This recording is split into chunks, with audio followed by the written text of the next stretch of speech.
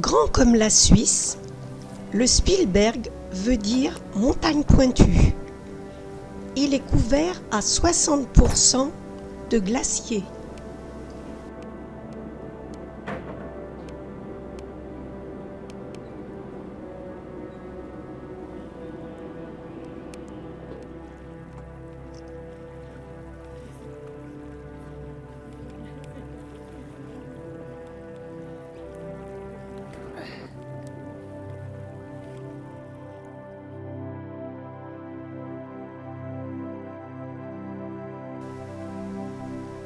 Notre bateau, l'Océan Nova, à double coque, s'est bien comporté dans les fjords et sur les floées, ces grandes plaques de la banquise disloquées.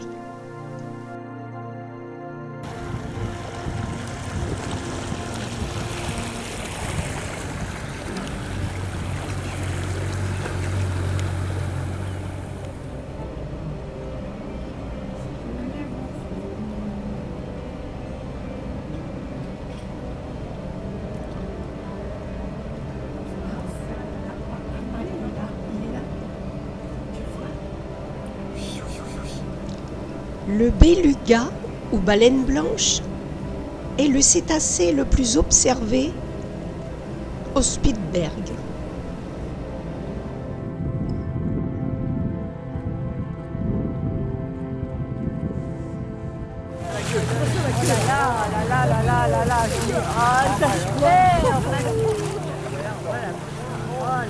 Les baleines à bosse, autrefois massacrées, sont encore menacées et rares.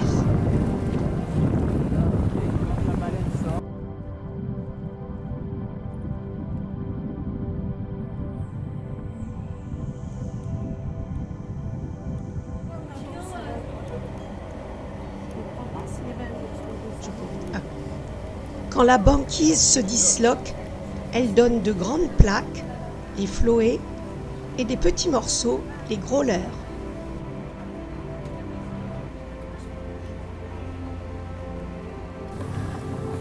Sacré rost là, hein, le sous-marin. Christophe Audrey, où es-tu? Audrey, je suis là. Bougez la main, ça m'arrangerait. Regardez celui-ci avec les stalactites. Ok, j'arrive.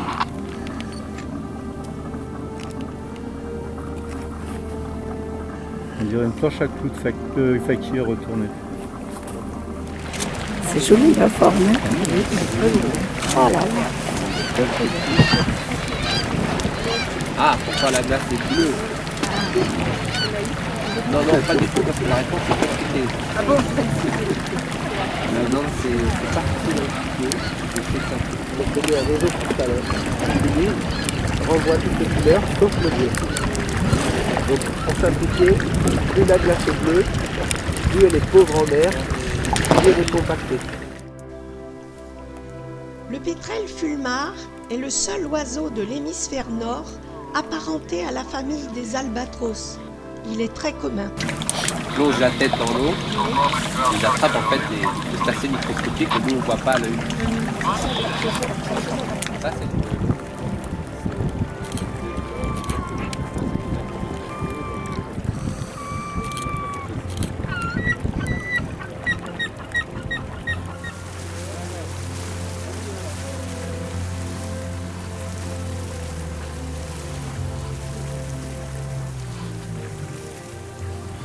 Vous voyez les strates de glace qu'on coupe à l'avant, extrêmement torturées. Chaque strate correspond à une saison de dépôt.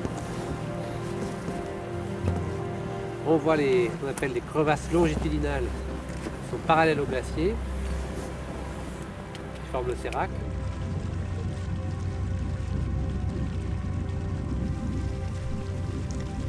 Parfois, des pans entiers de glace se détachent du glacier.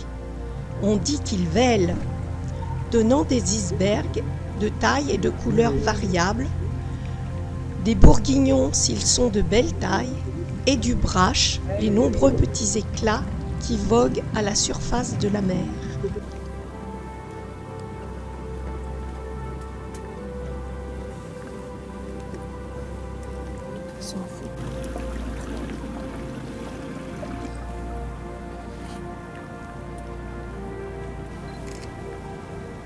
Les phoques sont des animaux solitaires. Ils occupent chacun un glaçon. Ils sont la nourriture préférée des ours.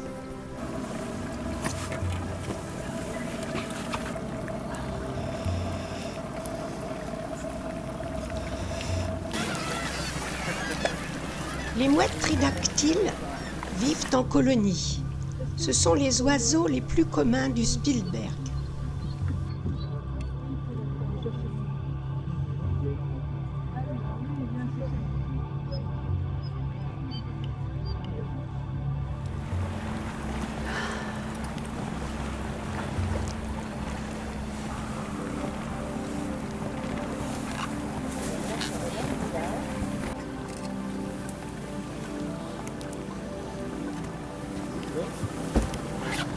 Mais en gros, on est à quelle distance? Comme ça, grosso modo. Je dirais plus d'un kilomètre. À plus d'un kilomètre? Ouais, quand même, oui. Ah, c'est vrai. On ne se rend pas compte. Bah oui, oui, elle a mis beaucoup de temps. Hein.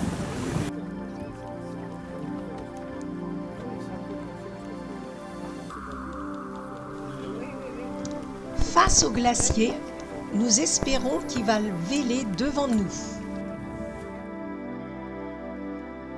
Les glaciers les plus actifs, bien alimentés par les calottes, avancent jusqu'en mer de quelques centimètres à quelques mètres par jour, libérant les icebergs.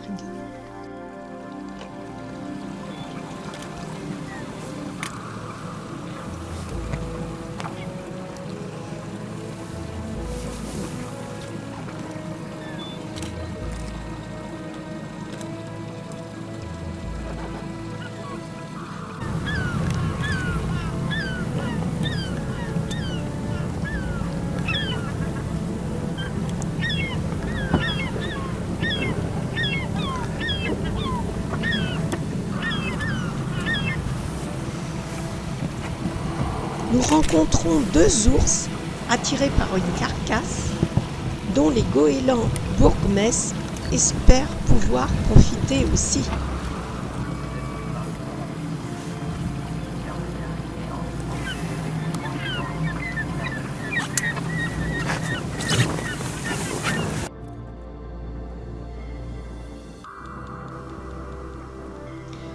Un cachalot échoué sur la rive attire une ours et son petit de 2 ans.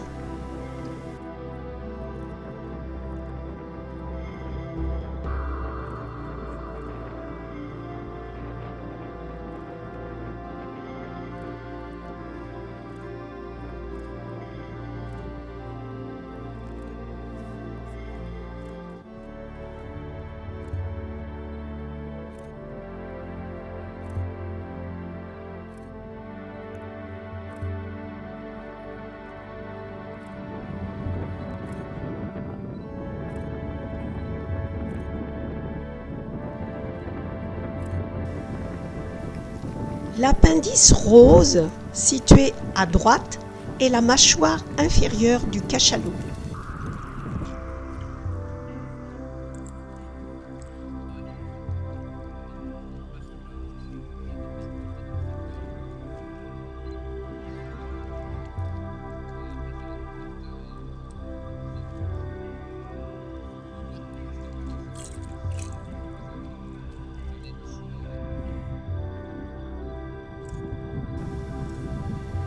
Le cachalot commence à sentir et bientôt, de nombreux ours viendront se nourrir de sa graisse, attirés par l'odeur jusqu'à 30 km à la ronde. Il peut se passer aussi que la femelle avec ses 2 oursons attende son tour. Ça peut arriver.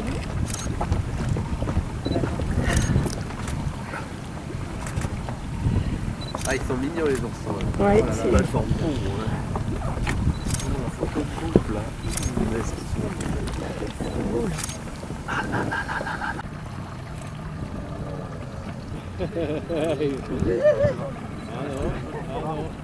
C'est les autres qui partent.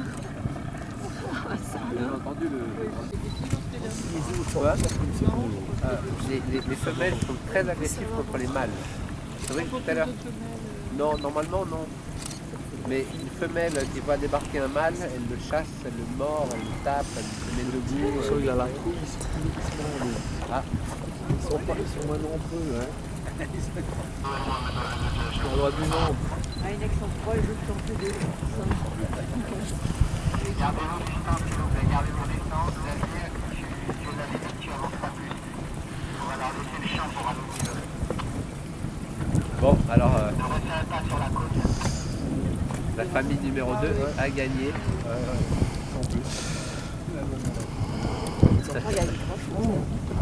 Non, tu pourras me branler chez là. Et ça, ils le savent pas encore. Vous voyez que la femelle se lève dans l'eau, là, elle se met presque debout.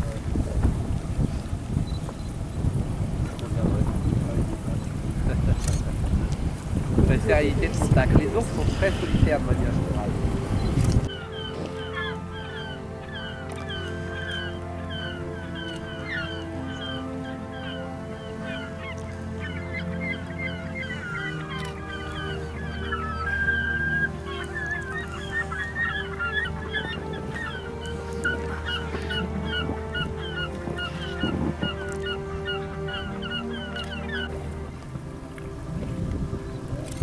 La première famille a cédé la place à la seconde nouvelle venue, la maman et ses 2 oursons.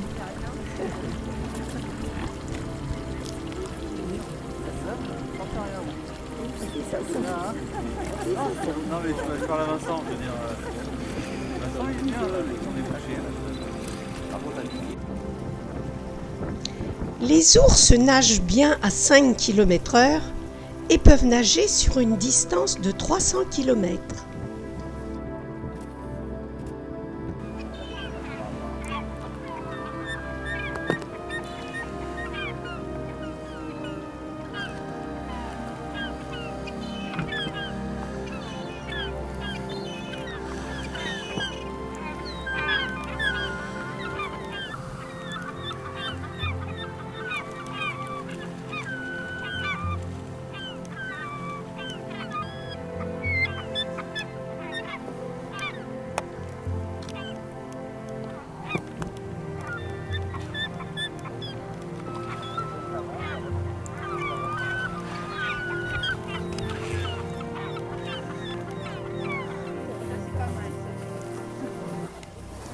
Des guillemots de Bruniche.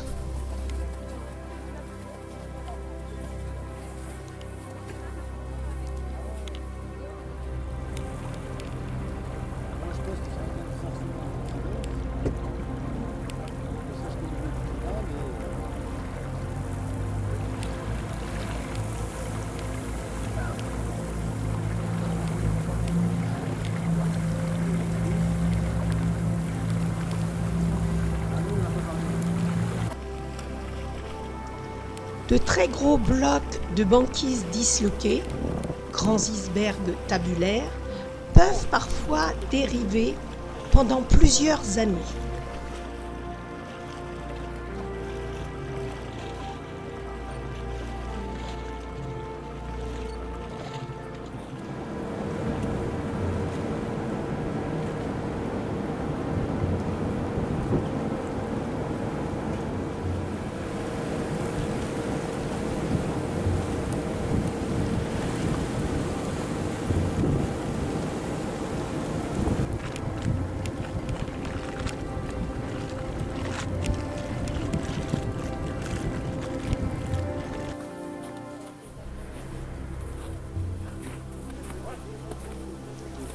Après que nos guides se soient assurés de notre sécurité,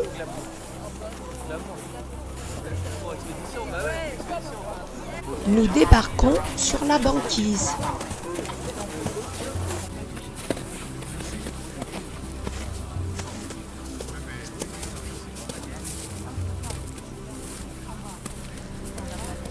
Pendant notre arrêt, la banquise s'est déplacée de 300 mètres en 1 heure.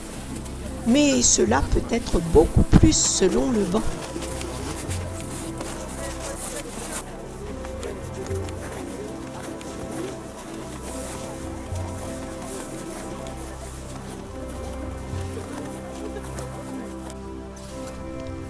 L'ours blanc sur la banquise, son lieu de vie naturel.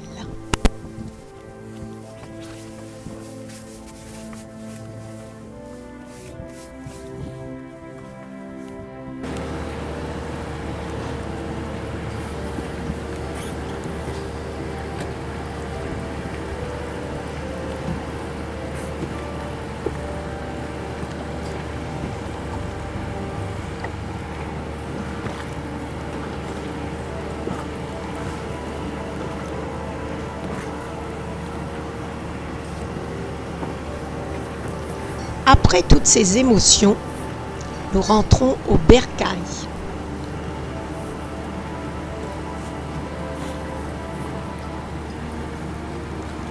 Nos zodiaques aussi à l'étage supérieur.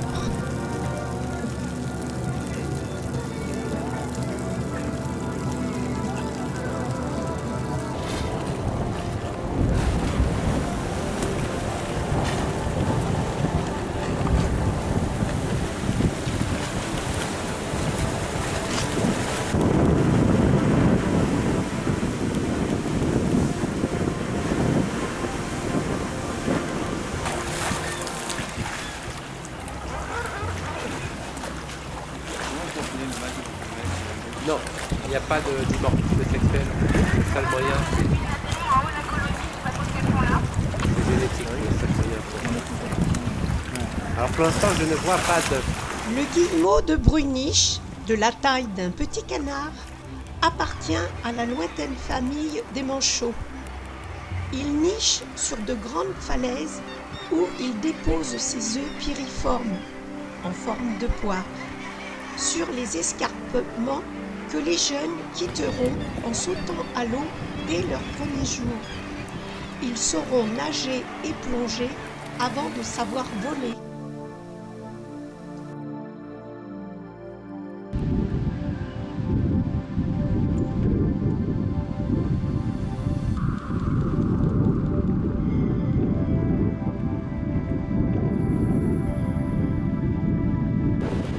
Regardez bien, la cascade elle sort pas de dessus, Non, en elle dessous. sort en dessous, au milieu de la glace. Comment ça s'appelle une rivière qui sort d'un glacier, à l'intérieur d'un glacier? Une pédière.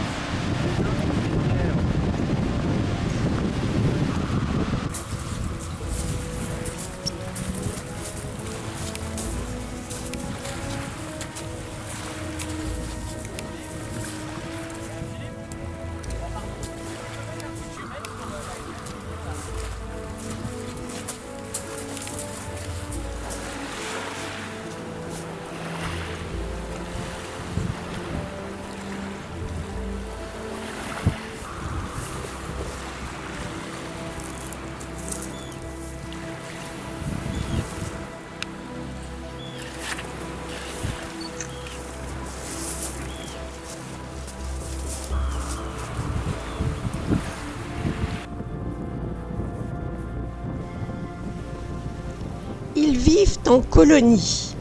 On en compte actuellement plus de 2000 sur l'île. Ces mastodontes pèsent entre 800 et 1500 kg et mesurent de 2 à plus de 3 mètres. Ils se nourrissent de coquillages et vivent environ 30 ans.